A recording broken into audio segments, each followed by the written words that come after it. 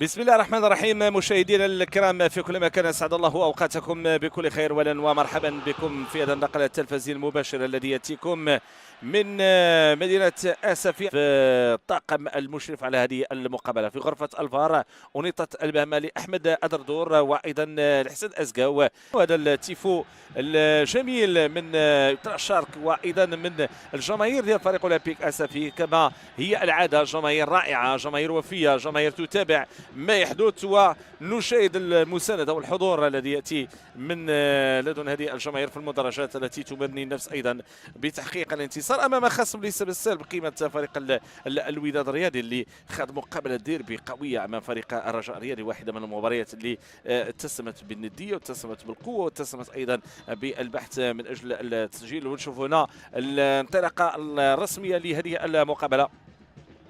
كرة لصالح فريق اولمبيك اسفي. لاحظوا الكرة في هذا المكان وكأنها ركنية، محاولة ديال التنفيذ، ترفع داخل منطقة الجزاء، تغطية بهذه الكيفية، هدف أول لصالح فريق الوداد الرياضي، تسديدة صاروخية كبيرة بهذا الشكل هذا، كتجي كتعلن على الهدف الأول لصالح فريق الوداد الرياضي. الطريقة اللي جات من خلال تسديده جات بهذه الطريقه هذه وبهذا الاسلوب هذا. 1-0 الوداد يفاجئ فريق اولمبيك اسفي بهدف تسديده قويه زبراوي امامنا على الصوره. اعتقد انه الاستعداد ديالو ايضا التهيئ ديالو للكره، هذه الدوزيام بال او الكره الثانيه يتم استغلالها بهذه الكيفيه، ومعروفه في عالم كره القدم الاستفاده من الكرات الثانيه، كره تهيئ بهذه الكيفيه، تسديده قويه فريق الوداد.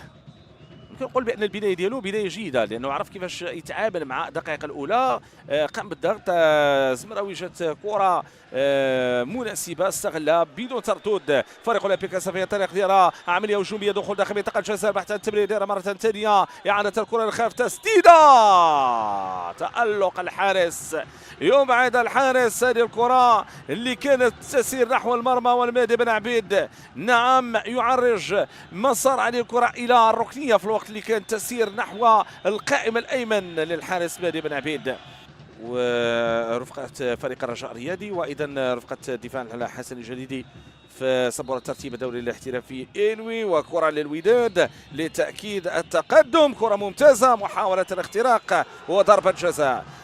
نشوفوا القرار، نشوفوا القرار ماذا هناك. لا، قبل ذلك اعتقد انه اليد ديال الحكم اعلن على تسلل. نشوفوا هنا اللقطة، نشوفوا هنا اللقطة، هذه اللقطة اللي كان فيها الاعلان على تسلل. لاحظوا الطريقة ديال التنفيذ والوضعية اللي اعلن من خلال الحكم المساعد على التسلل. بعدها كان الحكم هنا مشى اعلن على ضربة جزاء. سيكون هناك توجه نحو شاشة الفار لمتابعة هذا الأمر، للوقوف على هذه اللقطة وعلى هذا التدخل. يظهر على أنها وضعية صعبة، يظهر على أنها وضعية صعبة ستواجه فريق الوداد الرياضي. تجي كرة بهذه الكيفية وتجي كرة بهذا الأسلوب داخل منطقة وخارج منطقة الجزاء، نعم، ولكن جات بهذه الطريقة. توضع ديراني في وضعية صعبة، أيمن 29 سنة، لاعب سابق سوى فريق اتحاد توارقة، فريق شباب المحمدية، أيضا لعب العديد من الأندية بينها فريق الاتحاد البيضاوي طاس. ولاحظوا هنا، لاحظوا هنا التدخل، الحكم خذا القرار ديالو، يتجه الآن مباشرة لرقعة الملعب، يشير بإشارة الفار وينادي على أيمن الديراني، ينادي على لاعب الوداد الرياضي، الودادية والمسفيوية، ومصطلح الأصح الأسفية من آسفي من حاضرة المحيط. كرة ممتازة راسية ترتطم بالقائم بالعارضة الأفقية لتسلل، خطورة متواصلة. الحكم يقول مواصلة اللعب، أقوى عملية هجومية قام بها فريق اولمبيك اسفي اللي كان بإمكانه أن يزور الشباك وأن يسجل هدف التعديل اللي هي التي شاهدناها منذ لحظات. لعبات كرة جيدة، لعبات بصورة جيدة. لاحظوا الارتقاء، بعد ذلك يبحث الوداد عن الاختراق، والحكم يقول هناك مخالفة ويعلن في هذه اللحظات على نهاية أحداث الشوط الأول بالنتيجة المعروفة هدف واحد مقابل لا شيء.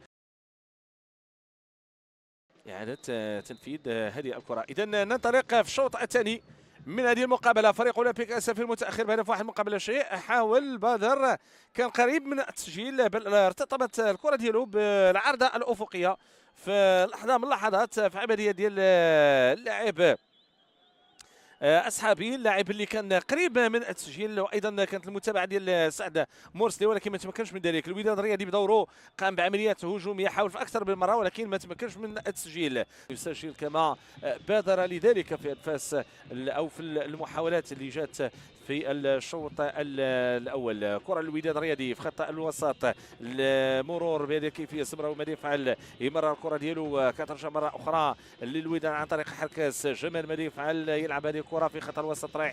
الرايحي يمرر، كيختار الكره ديالو اللورش من الجهه اليمنى. عمليه هجوميه وداديه، محاوله من كريستوفر، يسدد التصويبه الاولى السريعه القويه، لكن الحارس لم يتمكن من ايقافها. على اعتبار انها كانت تتسم بطابع القوه. احتفاليه من الجماهير الوداديه في الخلف كما نشاهد الان، المتقدمه بهدف واحد مقابل لا شيء، سعيده بالهدف الذي اتى باقدام اللاعب السمراوي. اشراك عبد الرحمن كساك الراحولي، كيرفع الكره ديالو داخل منطقه الجزاء لمحاوله فرصه داخل منطقه الجزاء لفريق اولمبيك اسفي. جات وضعيه جيده ولكن لم يتم التعامل معها بصوره مثلى. سعد مرسلي كيرفع كره بالراس، كره بالجانب القائم الايمن للحارس المهدي بن عبيد. ولاحظوا هنا كيفيه اللي جات من خلال هذه الكره. بعد ذلك الى خارج رقعه الملعب. روح رياضيه كاينه بين لاعبين معا. اذا كره في الركنيه، كره تنفذ داخل منطقه الجزاء، محاوله، هدف جميل، هدف ديال اللاعب المهدي اصحابي. الكره اللي تلعبات من الركنيه، الوداد يتلقى هدف في الخمس دقائق الاخيره. احتفاليه في المدرجات، كره من الركنيه مشات مباشره صوب المرمى. فرحه كبيره ديال الجماهير.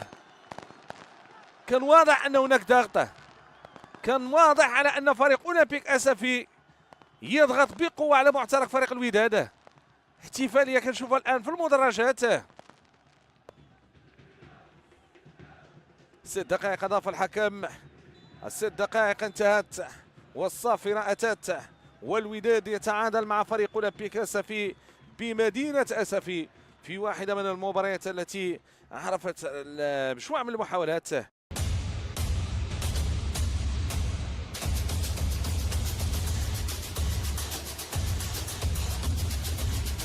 شكرا لكم على حسن المتابعة.